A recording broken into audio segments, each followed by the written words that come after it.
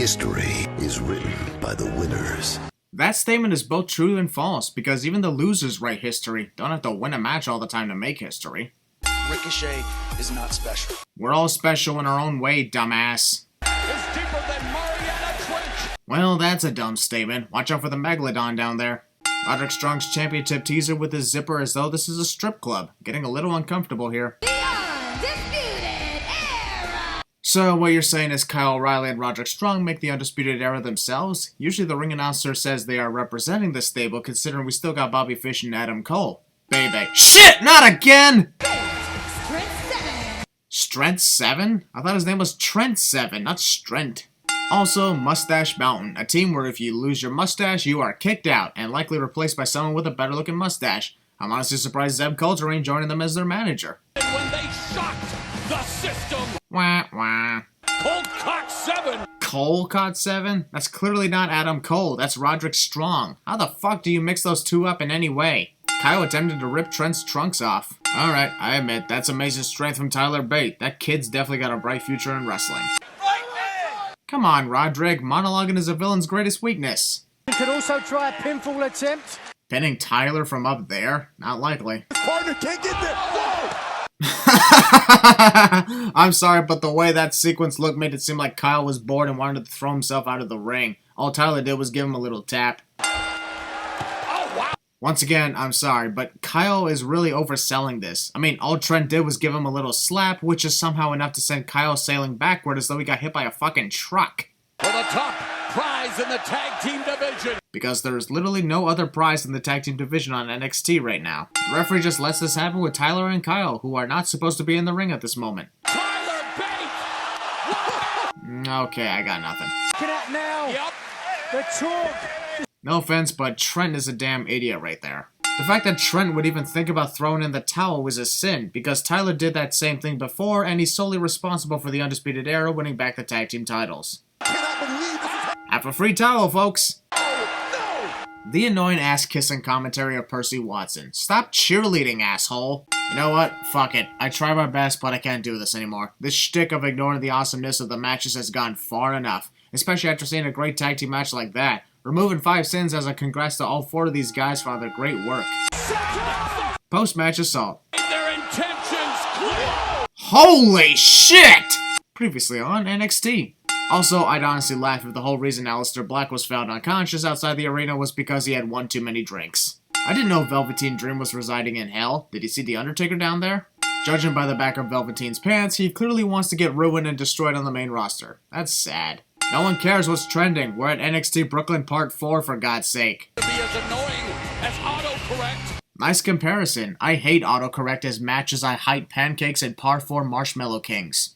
Okay, on second thought, I might need autocorrect on my sins. Flutes. Comes with the Velveteen Dream experience. Skip! If Dream doesn't start flossing, we'll be okay. It's just a fucking jacket! I bet Velveteen Dream would get knocked down and flail all over the place like a fish out of water after getting hit by a piece of freaking paper! Velveteen Dream has a... Velveteen must love smacking the mats outside the ring in crazy attempts to make it look like he hit his face 2 feet away from them. Claims he has more money than Bruce Wayne. That may be because Bruce Wayne doesn't even exist. Hell, I got more money than Bruce Wayne because I actually exist. And NX3. Wah, wah.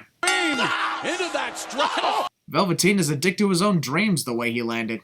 Velveteen, you're disgusting. Stay one.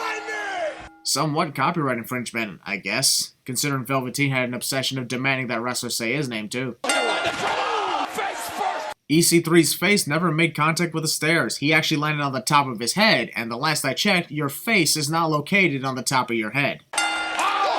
Yeah, throwing water in the face will definitely show EC3 who's boss. Totally. No reason to think that's just gonna piss him off further and re-energize him. The top one. Oh, come on. If you're gonna flip around like that, at least do it during a move that has enough force to make that look believable. A single punch to the face is not one of those examples. That was very bad. Baddest dude. This referee debates about counting Velveteen's shoulders down and only does when EC3 lifts them off the ground. What an idiot. Not 1, but 2 intense moves on the ring apron to seal EC3's fate. Not bad. Here's a few more sins off. Matt Riddle? Possible descendant of Lord Voldemort, I presume. Either that or this guy would get along with Bray Wyatt since his last name is Riddle and Bray loves to speak in riddles. Adam Cole cannot be stopped. Why would you say that? The most electrifying man. The Rock would like to have a word with you, Morrow. Nobody but The Rock is the most electrifying man. NXT TakeOver Brooklyn is presented by Skip! North American Championship up for grabs. Wow, you truly are the Sherlock Holmes of the NXT commentary team. Well, better than being the botch master of the commentary team. Nearly a full minute of Adam and Ricochet staring at each other upon the beginning of the match. Who would have thought that NXT could bore me sometimes? You're not special. Wow, Nigel just predicted that Adam would suddenly tell Ricochet that he wasn't special at that precise moment. Probably has the time stone. Couldn't it just waited until after the match or something? You're not special! The more you keep saying that, the more Ricochet is going to get fueled, the more you're going to lose your championship to him tonight. That was impressive. Very much. Once and off. Adam's arm may be in a lot of pain, but I guarantee he's thankful that Ricochet missed the rest of him in that dive. And spring off. Damn it! That's another sin-off. This match is so freaking good. This could be it. Holy fuck! That's 5 sins off now. What perfect timing on that upside-down super kick. Yeah, you can't call him a coward for being smart. Mauro Ranallo would be great at Cinema Sins 2 expansion. Rolling out of the way to avoid taking a hit from the top rope and potentially lose the match is not cowardice. It's smart. Some time. And another 2 gone.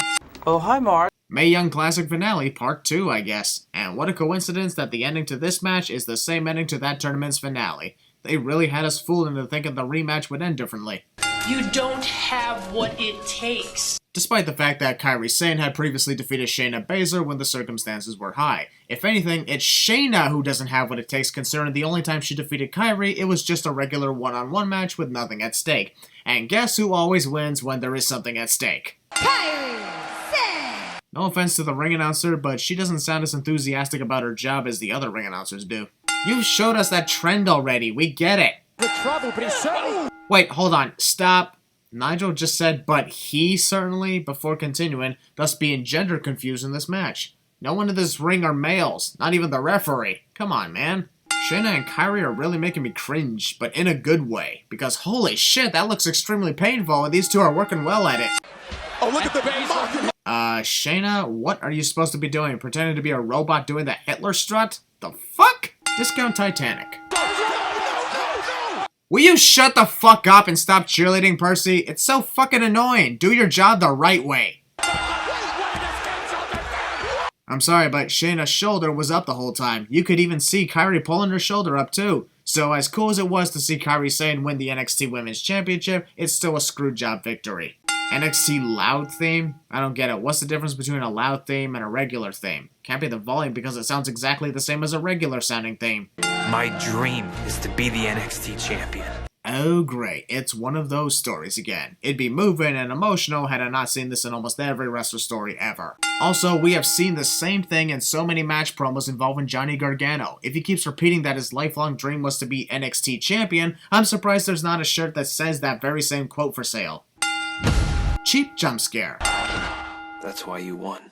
Johnny Gargano finally admits that the reason Tommaso Ciampa won at NXT Chicago 2 was because Johnny was too overcome with anger and hatred to focus on the real task. You'd think that Johnny would learn from that experience, but after what we're about to witness, that doesn't seem to be the case. Tommaso Ciampa is NXT champion because of me. How has Johnny not realized that his anger and hatred will only lead him to failure and Tommaso to success? Seriously, how in the hell did he not realize what the problem was? Do whatever it takes. Tommaso Ciampa does not leave the NXT champion. By ultimately forgetting that the title is on the line. Will not be for the faint of heart. This upcoming match will not be for the faint of heart because of the obvious brutality coming cliche. Also, stating the obvious. The fans are booing Tommaso Ciampa before he even made it to the entranceway. Either that or they're booing the stage due to the lack of creativity. That I don't blame them for. The NXT champ. Pre-match assault. Who blames himself for costing Aleister Black? Well, I would give Johnny points for admitting that he fucked up. But then again, he always fucks up in his career no matter what the case is. That ain't me hating. I've looked through his NXT career and I've seen fuck up after fuck up. Last man standing match. Tell us the rules, Nigel. Marlo, the ring announcer already told us the damn rules of a last man standing match. We know how this works. Duh, we don't need more reminders. No pinfalls, no submissions. Skip! Not the match, just Nigel annoyingly reminding us what the rules of a last man standing match are. Damn you, Morrow, for asking! And it can happen anywhere in the world. So either of these guys could win the match in Australia or something? In the social media conversation, No! Yankees versus Red Sox. Morrow is seriously comparing this rivalry to the Yankees versus the Red Sox? No offense, but comparing a wrestling rivalry to a baseball rivalry is a dumb one. Besides, the Yankees and the Red Sox have been feuding far longer than these two have ever been in professional wrestling.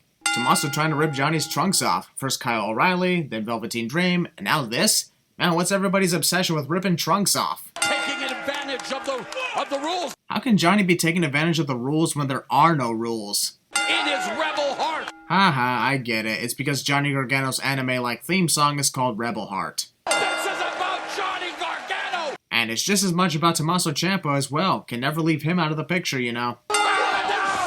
I heard that, Percy. This is supposed to be a PG show. This is last man standing. If I have to hear another reminder that this match is last man standing, then I will be tempted to make another bonus round. This is not going to end well. Gee, you think? That was quite the slam through the table. Now the good parts of the match are starting to arrive. Here we go. The chair is legal. What? We're not done by a long shot. I was totally worried that we were done here. He wants to render him unconscious. Well, how else does he expect to win a last man standing match, aside from possibly duct taping his feet in what I still think is an escape pod way out? This is no longer Johnny wrestling. Well, duh, we haven't seen Johnny wrestling on a TakeOver event since his match with Andrade Cien Almas at Philadelphia. All his other TakeOver matches with Tommaso had no Johnny wrestling. History is written by the winners. Well, not always. Sometimes the losers make history, something I said earlier at the start of the video. It already is hard to watch. This is nowhere near hard to watch level. If you want this match to get on hard to watch level, then let's have Tommaso Ciampa take on Johnny Gargano at a CZW show. Then it will be hard to watch. Johnny Gargano, make it Ciampa. Tommaso was on a Project Ciampa rampage. We are really getting hardcore here.